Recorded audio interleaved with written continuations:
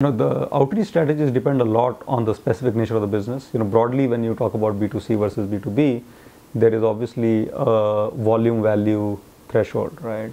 So in a B2C environment, ultimately you are looking at getting to millions of customers, who will all pay you a few bucks.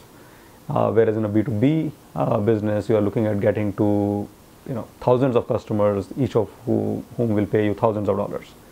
And that's the fundamental point of departure. So B2C strategies tend to be far more oriented towards online marketing, mass TV campaigns or print branding, whereas B2B strategies are much more around field sales force, selling on the web, inside sales, and those kind of mechanisms. I think the other thing to keep in mind is, B2C sales often tend to be individual decisions. So you're only reaching out to one person who has the ability to decide and spend, whereas in B2B sales, often multiple people within an organization can be involved in the decision. So it's important to understand who are the influencers for that decision, who are the purchasers, and who are ultimately the users, and often all of them will contribute to the purchase decision for your product.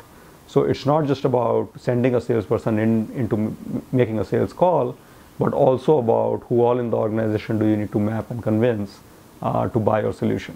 And that complexity of sale often is a bigger stumbling block than just the method of outreach.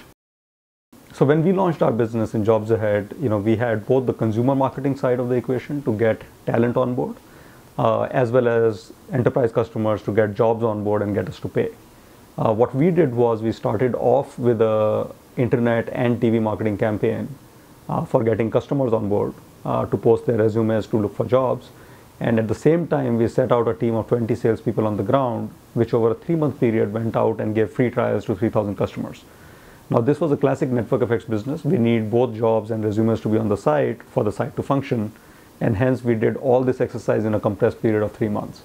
At the end of those 3 months, we had thousands of people coming to our website to look for jobs and few dozen customers who were posting their jobs actively. And that was really our product to both these constituencies. That is when we turned the paid model on, which started charging enterprise customers instead of giving them free trials. All that would have not been possible if we were not able to ramp up both sides of the exchange simultaneously.